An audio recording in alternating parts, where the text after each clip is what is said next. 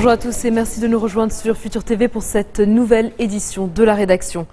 Un soldat déserteur s'est rendu au service de renseignement militaire libanais. Omar Khaled Chamtieh avait annoncé fin octobre sa défection de l'armée libanaise pour rejoindre le front Al-Nosra. Plusieurs soldats ont annoncé leur défection de l'armée ces derniers mois, notamment après les combats qui l'ont opposé à des groupes djihadistes armés dans la région de Halsel début août. Pas de négociation pour la remise des corps des soldats exécutés par les djihadistes. C'est ce qu'a annoncé le chef de la Sûreté générale, Abbas Ebrahim, qui a affirmé que les négociations pour la libération des militaires seraient longues. Des négociations sérieuses sont sur le point de commencer, selon lui, avec une liste de 3 propositions du Front Al-Nosra pour l'échange de prisonniers. Ebrahim est catégorique, les otages doivent être libérés vivants. Coup de projecteur sur la Syrie à présent avec Ziad Majed, politologue libanais et professeur d'études du Moyen-Orient à l'Université américaine de Paris. Je l'ai reçu plus tôt dans la journée pour parler de son dernier ouvrage, Syrie, la révolution orpheline.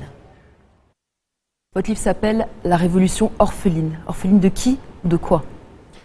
Orpheline dans le sens où cette révolution, dès son premier jour, a subi des accusations, n'a pas été soutenue ni par les sociétés civiles arabes comme internationales, ni par des acteurs qui auraient pu peser sur le processus de ce combat-là en Syrie. Et orpheline parce que le peuple syrien a été effacé depuis le temps de Assad père. On a parlé de la Syrie comme un acteur régional, on a parlé de la Syrie comme frontière, comme économie, mais on n'a jamais parlé de la Syrie comme composée de Syriens et de Syriennes qui essayent au quotidien de survivre et de combattre le despotisme. Donc le régime Assad père avait occulté le peuple syrien. Il faut remonter justement jusqu'à Assad père pour comprendre les causes de cette révolution, pour comprendre pourquoi, contrairement aux autres pays qui ont connu le printemps arabe, la révolution ne s'est pas faite en Syrie comme dans les autres pays. Pourquoi aujourd'hui encore, 3 ans plus tard, ça dure et ça empire? Tout à fait. C'est-à-dire il faut comprendre les mécanismes de ce système-là que Assad père avait établi et construit. Un système qui à la fois adopte la violence comme outil politique pour écraser la société, qui a en même temps une base militaire assez puissante, qui a une base communautaire assez importante et qui a un parti unique au pouvoir, ressemblant à des expériences de parti unique, notamment la Corée du Nord et autres. En plus, un régime qui a établi des alliances dans la région pour se consolider. Et donc, il arrive aujourd'hui à mobiliser et sa communauté religieuse comme affairiste, c'est-à-dire elle n'est pas nécessairement alawite comme on le dit souvent, mais il y a également des alliés dans d'autres communautés, plus l'armée et l'appareil sécuritaire qui a été construit pour combattre l'intérieur syrien et non pas l'extérieur. Et en même temps, les alliances, donc la Russie et l'Iran, qui jouent un rôle extrêmement important dans le maintien du régime, que ce soit par les moyens financiers qu'ils envoient ou même par les moyens militaires et les combattants qu'ils recrutent et qui sont aujourd'hui sur le sol syrien pour protéger le régime. Aujourd'hui, l'armée syrienne a perdu 50% de ses effectifs, elle ne contrôle plus que 50% du territoire syrien, mais sa grande force, c'est justement sa puissance aérienne. Oui. Si la communauté internationale avait décidé d'armer les rebelles, l'opposition modérée, avec des missiles solaires par exemple, est-ce que ça aurait changé la donne à un moment dans le conflit? Certainement. C'était même pas l'opposition modérée au début, parce qu'il n'y avait que des opposants qui appartenaient à l'armée libre, à certaines fractions islamistes, mais islamistes, islam social, frères musulmans, qui étaient dans un accord politique avec d'autres acteurs. Ce qui a été fait, c'est qu'on a cherché des excuses pour ne pas armer la révolution, pour ne pas imposer une zone d'exclusion aérienne qui aurait pu éviter des massacres au niveau de la population civile, mais qui aurait pu également affaiblir le régime syrien, parce que c'est sa puissance de feu qui comble aujourd'hui le manque d'effectifs et son incapacité de reprendre le territoire. Si on avait imposé cette exclusion aérienne, des zones d'exclusion au moins, et s'il y avait des missiles anti-air, je pense que l'opposition syrienne aurait pu affaiblir le régime et pousser ses alliés à négocier une sortie de crise. Aujourd'hui, on ne peut pas parler du conflit syrien sans parler de Daesh, un acteur qui n'existait pas encore il y a 2 ans dans le conflit, qui a gagné en puissance. Mais la différence, c'est que l'État islamique, le Front Al-Nosra ne sont pas en train de combattre le régime. Ils sont là pour étendre leur pour étendre leur emprise sur les zones qu'ils contrôlaient déjà en Irak, dans le nord de la Syrie. Est-ce qu'aujourd'hui la présence de Daesh dans le conflit est une justification pour le régime Assad de continuer à combattre les... Oui, Daesh, c'est un peu aussi la prophétie autoréalisatrice du régime syrien. Il a parlé du premier jour, quand les gens étaient dans les rues, manifester pacifiquement contre le despotisme, quand il parlait de liberté, d'union nationale, quand il refusait tout acte de violence et de confessionnalisme. Le régime déjà les accusait d'être des djihadistes, des salafistes, des terroristes, des étrangers. Finalement, au bout de 3 ans, le régime dit aujourd'hui, je vous avais dit dès le début que je fais face à des terroristes, à des djihadistes. Et malheureusement, certains en Occident prennent cette propagande en considération. Or, Daesh, c'est un phénomène qui n'est pas récent. C'est une 3e génération au niveau des djihadistes. Les djihadistes, pour les distinguer rapidement des islamistes, sont des militants qui ne sont pas concernés par la territorialité et par la temporalité des causes. Ils peuvent être en Syrie, comme ils étaient en Irak, comme avant ça en Afghanistan. Donc ce n'est pas la cause syrienne qui les concernait, c'est plutôt d'étendre leur contrôle et de transformer la Syrie en terre de combat. En plus, avec la nouvelle génération, celle de l'État islamique, c'est l'idée aussi de construire un État et de l'imposer là où c'est possible. Ils étaient en Irak, ils sont arrivés en Syrie, ils ont combattu l'armée libre, ils ont pris Deir Zour puis Raqqa. Et le régime syrien d'avril-mai 2013 à juillet 2014 n'a jamais bombardé leur position parce qu'ils considéraient, et c'était vrai, qu'ils sont en train de combattre les opposants syriens, que ça va servir sa propagande plus tard en disant voilà, ça c'est mon alternative. Donc il a laissé faire. Daesh, de son côté, n'a jamais attaqué les positions du régime. Ils étaient beaucoup plus dans la conquête du territoire déjà libéré par l'opposition. Et les combats ont fait plus de 7000 morts entre l'armée libre et Daesh. Donc une alliance objective s'est créée entre les deux acteurs qui a pris l'opposition entre deux feux. Le Liban dans tout ça, on l'a vu dans les combats à Tripoli, à El-Sil contre l'armée, la menace djihadiste est présente au Liban.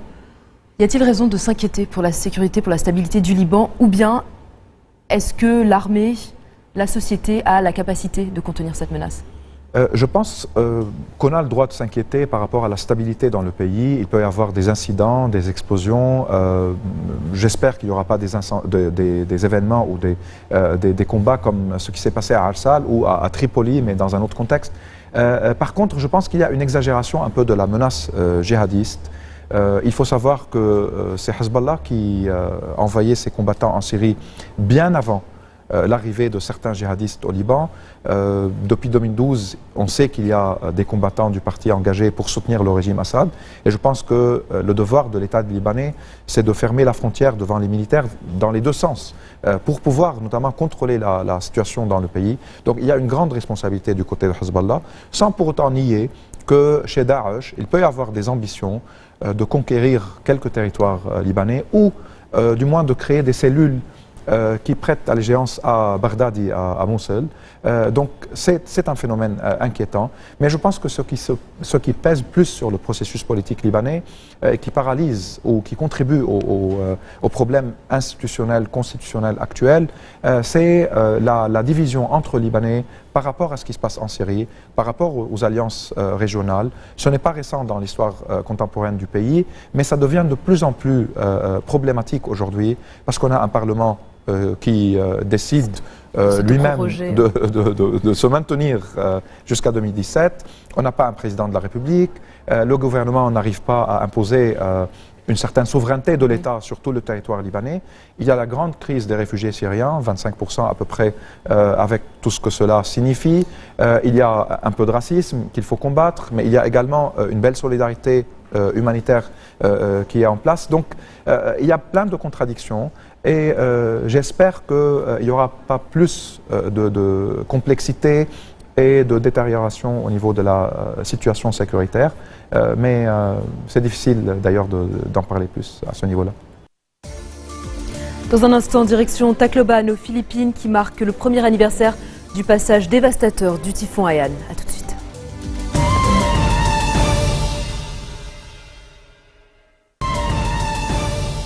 Retour sur le plateau de l'info du 1640. Mieux lutter contre le groupe État islamique, c'est ce que réclame Barack Obama. Le président américain a donné son feu vert à l'envoi de 1500 conseillers militaires supplémentaires en Irak.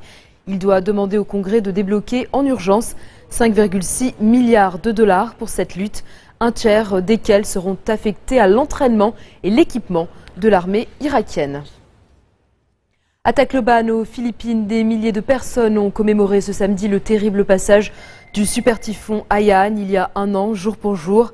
Haiyan avait ravagé des îles du centre de l'archipel philippin avec des vagues géantes et des vents les plus violents jamais enregistrés à terre. La catastrophe du 8 novembre a fait plus de 7350 morts.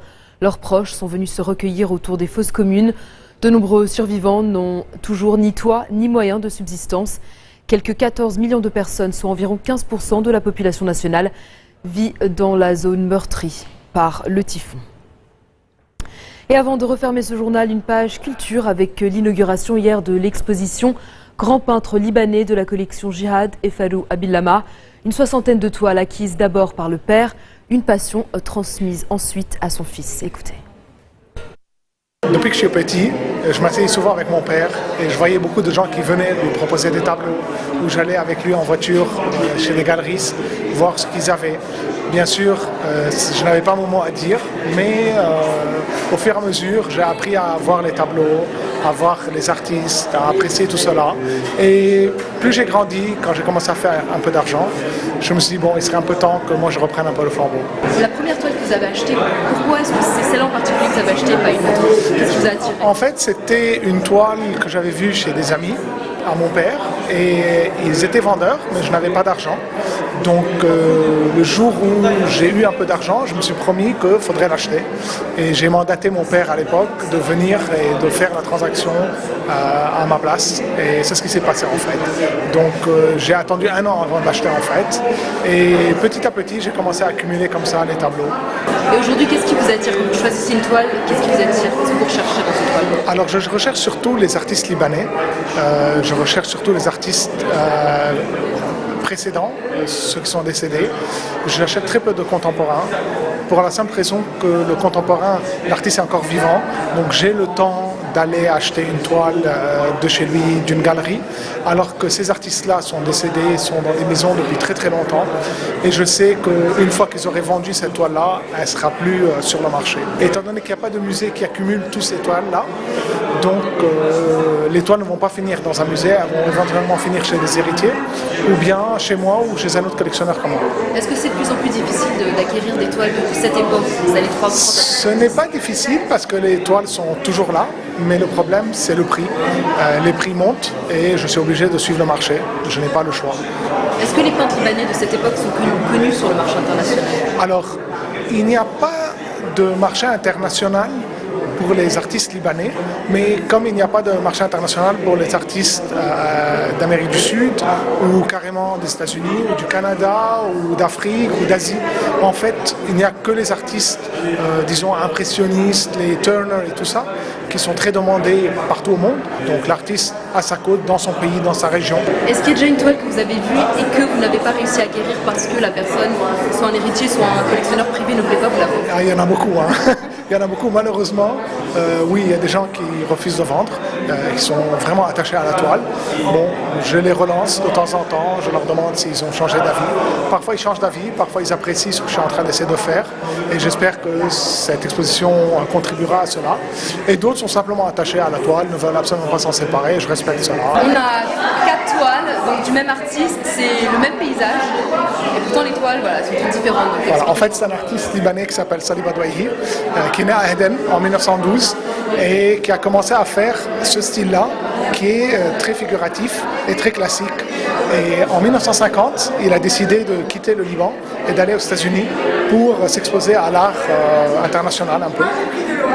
Et ce qu'il a fait, en fait, dès qu'il est arrivé, il a réalisé que l'art en Europe est différent de l'art classique qu'il a appris avec Habib Essoulou, un autre artiste libanais qui était très très classique. Donc au fur et à mesure, comme vous pouvez voir sur les tableaux qui sont là, que l'artiste il a commencé à évoluer dans son art et il a commencé à aller plus vers l'abstraction. Et sur les 4 tableaux qu'on voit ici, on voit comment il a évolué dans son abstraction pour finir avec la dernière toile ici, qui est semi-abstraite, pratiquement complètement abstraite. Et sur la dernière toile, ou les 2 dernières toiles ici que vous voyez, c'est aussi des toiles de Salih Badouahi et qui sont ce qu'on appelle hard edge, donc qui sont très abstraites, où il n'y a pas de paysage, il n'y a aucun figuratisme dans la toile, mais ça représente toujours un paysage pour l'artiste. L'exposition Grand peintre libanais, c'était la Villa Aoudi à Sophil jusqu'au 17 novembre. C'est la fin de cette édition. Merci de votre attention et très bonne soirée à toutes et à tous.